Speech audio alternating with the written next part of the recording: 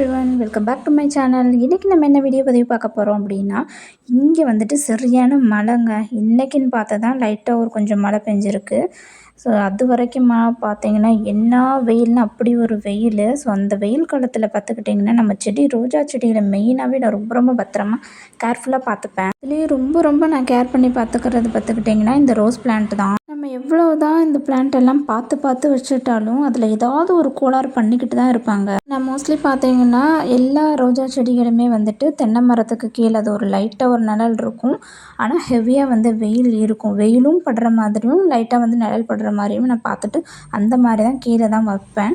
நீங்கள் பார்த்தாலே தெரியும் இந்த பிளான்ட் வந்துட்டு எந்த அளவுக்கு ஒரு அழகாக ஒரு க்ரோத்தில் இருக்குது அப்படின்னு. ரொம்ப அந்த வெயில் காலத்துலலாம் பார்த்துக்கிட்டிங்கன்னா நல்லா வந்துட்டு கீழே ஒரு இடத்துல நம்ம கொஞ்சம் லைட்டாக நிழல் மாதிரி இருக்கிற இடங்கள்ல வச்சுக்கணும். ஆனால் பாதி உங்களுக்கு ஒரு மார்னிங் ஒரு 10 o'clock 11 o'clock அந்த டைமில் இருக்கிற மாதிரி வெயில் மட்டும் அடிக்கிற மாதிரி, அதுக்கப்புறம் ஹெவியாக வெயில் அடிக்காத மாதிரி கொஞ்சம் பார்த்துக்கணும். ஆனால் மோஸ்ட்லி வந்து நிறைய பேர் டெரஸ் கார்டன் வச்சுருக்கவங்கலாம் ஸோ மாடியில் கொண்டு போய் வச்சுருப்பீங்க. ஸோ அந்த வெயில் டைம்லலாம் பார்த்தீங்க அப்படின்னா கொண்டு போய் நம்ம வச்சாலே அந்த செடி முட்டுகள் அப்படியே வாடி கருகி ஒரு மாதிரி தொங்க ஆரம்பிச்சிடும். ரோஜா செடி ஒன்ஸ் நம்ம வச்சிட்டோம் அப்படின்னா அந்த இடத்த கரெக்டாகவே வந்து ஒரு ஃபிக்ஸடில் பண்ணி வச்சிடணும். ஸோ ரொம்ப வெயில் இருக்குன்னு சொல்லிட்டு நம்ம நிழல் பகுதியில் கொண்டு போய் வைப்போம். திரும்ப நிழல் வைக்கிற பகுதியில் வந்துட்டு வெயில் அடிக்கும். திரும்பவும் கொண்டு போய் வேறு இடத்துல மாற்றி அப்படி ஷிஃப்ட் பண்ணி வச்சுட்டே இருந்தோம் அப்படின்னா நம்ம செடி தான் வந்துட்டு நம்மளுக்கு டேமேஜ் ஆகும்.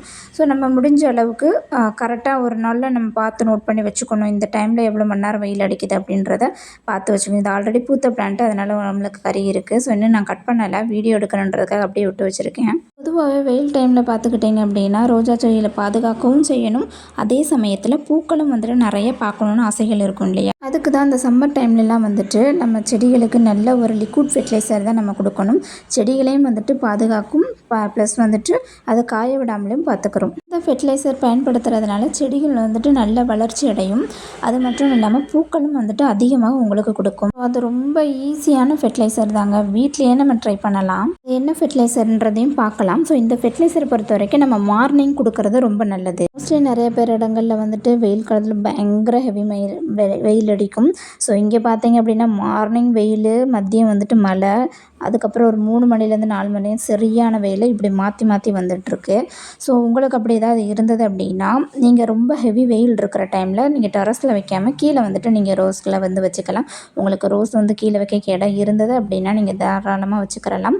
ஸோ அது மாத்திரம் இல்லாமல் சாலிடாக வந்து நம்ம உரங்களை பயன்படுத்தாமல் லிக்விட் ஃபெர்டிலைசராக வந்துட்டு நீங்கள் பயன்படுத்தலாம். மழை காலத்தில் வந்து பார்த்திங்கன்னா சாலிடாக நம்ம பயன்படுத்திக்கலாம். அது மட்டும் இல்லாமல் லிக்விடாக நம்ம பயன்படுத்தும் போது வெயில் காலத்தில் ஸ்ப்ரேயில் வந்துட்டு நீங்கள் யூஸ் பண்ணிக்கலாம்.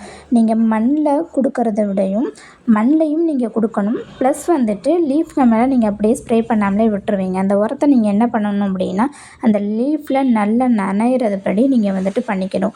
ஒரு ஸ்ப்ரேயர் ஒன்று வாங்கி வச்சுக்கோங்க. இல்லை அப்படின்னா நான் வச்சுருக்கிற அந்த ஸ்ப்ரேயர் வந்துட்டு மேலே இருக்கிறது மட்டுமே உங்களுக்கு கிடைக்கும்.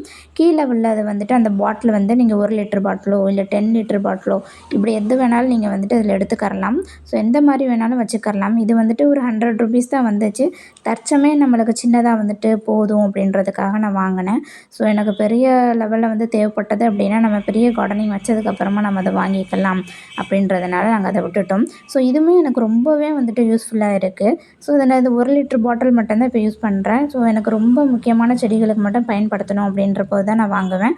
ஸோ இதெல்லாம் பார்த்திங்கன்னா உங்களுக்கு அட்ஜஸ்ட்மெண்ட்டும் அதில் இருக்குது. நீங்கள் எந்த மாதிரி அதுக்கு ஸ்ப்ரே பண்ணணுன்றதையும் கொடுத்துருக்கு. இதில் வந்துட்டு நீங்கள் பம்ப் பண்ணுற மாதிரி இருக்கும். இல்லை அப்படின்னா விவசாய கண்காட்சிகள்லாம் நடத்தும் போது வந்துட்டு அங்கே வந்துட்டு ஒரு கேனாகவே நம்மளுக்கு தருவாங்க. ஸோ அதை கூட நம்ம வாங்கிக்கிறலாம். 2 லிட்டர் பாட்டில் மாதிரி இருக்கும். இல்லை அப்படின்னா அமேசானில் ட்ரை பண்ணுங்கள், கண்டிப்பாக அது கிடைக்கும். ஃபெர்டிலைசரை வந்துட்டு நீங்கள் மேலே லீஃப்ல எல்லாம் ஸ்ப்ரே பண்ணும் போது நல்லா அந்த செடிகள்லாம் நனைஞ்சு குளிர அளவுக்கு வந்துட்டு ஃபுல்லாக முக்கி எடுத்தால் நம்ம எப்படி இருக்குமோ அது மாதிரி ஃபுல்லாக நீங்கள் நினச்சி எடுத்துடணும். நான் உங்களுக்கு அந்த ஃபெர்டிலைசர் எப்படி பயன்படுத்தணுன்றதுக்காக சும்மா ஒரு ட்ரையல் தான் நான் அதில் காட்டியிருக்கேன். ஸோ இன்றைக்கி எனக்கு மழை பெஞ்சதுனால நான் யூஸ் பண்ண முடியாது. ஸோ இன்றைக்கி எல்லாமே மத்தியானத்துக்கு அப்புறம் சரியான மழை, அதனால தான் லிக்விட் ஃபெர்டிலைசரை நான் பயன்படுத்தலை. ஆனால் உரம் வந்துட்டு ஊற வச்சுருக்கேன், என்னால் யூஸ் பண்ண முடியல. அந்த உரத்தையுமே நான் உங்களுக்கு காட்டுறேன். வெயில் காலத்தில் அதுகளுக்கு நல்ல ஒரு எனர்ஜியும் கிடைக்கும், அதோட சத்துக்களும் அது வேகமாக எடுத்துக்கிற மாதிரி இருக்கும். எப்பயுமே நம்ம வேர்ப்பகுதிகளுக்கு மட்டும் சொல்யூஷன் கொடுத்துட்ருக்கதை தாண்டிலும் இந்த இலைகளுக்கும் நீங்கள் கொடுத்துட்டு வந்தீங்கன்னா அந்த ஸ்டெம்லாம் வந்துட்டு ரொம்ப ஸ்ட்ராங்காக கொடுக்கும். அதுக்காக தான் வந்துட்டு இந்த லீஃப் மேலே நம்ம ஸ்ப்ரே பண்ணணும் அப்படின்னு சொல்கிறது. இதுக்கு பயன்படுத்துறதுக்கான உரங்கள் தான் இது. ஸோ அதுக்கு நான் என்னென்ன எடுத்திருக்கேன்றதை பார்ப்போம். ஆப்பிள் தோல், சப்போட்டா பழம் தோல், அதுக்கப்புறம் வந்துட்டு நான் கொஞ்சம் வாழைப்பழத்தோல் இதில் மிக்ஸ் பண்ணியிருக்கேன். இது ஒரு 1 வீக்காக நான் ஊற விட்டுருக்கேன். இன்றைக்கி பயன்படுத்துகிற நேரம் பார்த்து மழை வந்ததுனால இன்றைக்கி யூஸ் பண்ண முடியாமல் போயிட்டு, இந்த தோலோட வந்துட்டு நம்மளுக்கு ஆப்பிள் ஏதாவது அழுவி போய் இருந்தாலும் அந்த மிக்ஸையுமே கூட நீங்கள் இதில் மிக்ஸ் பண்ணிக்கலாம். இதில் அவ்வளோ எண்ணற்ற சத்துக்கள் வந்துட்டு இருக்குது. நியூட்ரிஷன் வந்துட்டு நிறையா அதிகமாகவே இருக்குது. ஸோ இதில் ஸ்மெல் ஒன்றுமே வராது. ஸோ இதில் ஆப்பிள் வினிகரோட ஸ்மெல் எப்படி இருக்குமோ அது போல் தான் இருக்கும். கண்டிப்பாக உங்கள் வீட்லேயும் வந்துட்டு இந்த மாதிரியான சப்போட்டா தோல், இந்த ஆப்பிள் தோல், பனானா பீல் இந்த 3யுமே வந்துட்டு நல்லா மிக்ஸ் பண்ணி நல்லா கூலாக இதாகிற மாதிரி ஊற விட்டுக்கோங்க. நல்லா டெய்லியும் ஒரு நாளைக்கு வந்துட்டு மார்னிங் அல்லது ஈவினிங் நல்லா இந்த ஷேக் பண்ணி விடுங்க. கண்டிப்பாக வந்து இதை நான் பயன்படுத்தும் போது ஷார்ட்டாக நான் போடுறேன். ஸோ அது வெயில் வந்ததுக்கப்புறமா அந்த மண் கொஞ்சம் ட்ரை ஆனதுக்கப்புறமா நம்ம யூஸ் பண்ணால் சூப்பரான ரிசல்ட் கிடைக்கும். இதை நல்லா ஃபில்ட்ரு பண்ணிவிட்டு இதோட வந்துட்டு எக்ஸ்ட்ராவே 1 லிட்டர் தண்ணி வந்துட்டு ஆட் பண்ணிக்கோங்க. நீங்கள் எவ்வளோ எடுத்துருக்கீங்களோ அதுக்கு வந்துட்டு 2 பங்காகவே நீங்கள் ஆட் பண்ணிக்கலாம். நம்ம லீஃப்க்கு மேலே நம்ம ஸ்ப்ரே பண்ண போகிறோம் அப்படின்னா இதிலேருந்து நீங்கள் 2 கப்பு எடுத்துக்கிட்டிங்கன்னா 2 லிட்டர் தண்ணி ஆட் பண்ணி தான் நீங்கள் லீஃப்களுக்கு வந்துட்டு ஸ்ப்ரே பண்ணணும். அதுக்கப்புறம் பார்த்துக்கிட்டிங்கன்னா 1 கப்பு வந்துட்டு நீங்கள் லிக்விட் ஃபெர்டிலைசர் எடுத்துக்கிறதுக்கு அப்புறமாட்டு நீங்கள் எக்ஸ்ட்ரா வந்து 2-3 கப்பு வந்துட்டு தண்ணி ஆட் பண்ணி அது மண்களுக்கு வந்து உரமாக பயன்படுத்திக்கலாம். இது ரோஸ் செடிகளுக்கு மட்டும் இல்லாமல் ஃப்ளவர் செடிகளுக்கு எல்லாத்துக்குமே நீங்கள் பயன்படுத்தலாம். மல்லிகைப்பூ செடி, பிச்சிப்பூ, ஜாதி மல்லி, அப்புறம் செவ்வந்தி, செம்பருத்தி இந்த மாதிரியான ஃப்ளவர்ஸ் செடிகளுக்கு எல்லாத்துக்குமே நீங்கள் தாராளமாக பயன்படுத்திக்கலாம். கண்டிப்பாக நான் சொல்லி தந்த இந்த டிப்ஸை வந்துட்டு நீங்கள் ஃபாலோ பண்ணுங்கள். உங்கள் வீட்டில் இந்த மாதிரியான பூக்களை பார்க்க முடியும். ஸோ நீங்களே அதை கண்கூட பார்த்துக்கிட்டு இருக்கீங்க. பூக்கள் வந்துட்டு ஒவ்வொரு ரோஸ்லேயும் எவ்வளோ வச்சுருக்கு, எவ்வளோ முட்டுக்கள் இருக்குதுன்னு உங்களுக்கு நான் டைரெக்டாக காட்டிகிட்டு தான் இருக்கேன். ஸோ நீங்கள் ட்ரை பண்ணிவிட்டு கண்டிப்பாக கமெண்ட் பண்ணுங்கள். பிடிச்சிருந்ததுன்னா இந்த வீடியோ வந்துட்டு உங்கள் ஃப்ரெண்ட்ஸ் அண்ட் ஃபேமிலிக்கு இதை ஷேர் பண்ணுங்கள், லைக் பண்ணுங்கள், கமெண்ட் பண்ணுங்கள், சப்ஸ்கிரைப் பண்ணுங்கள்.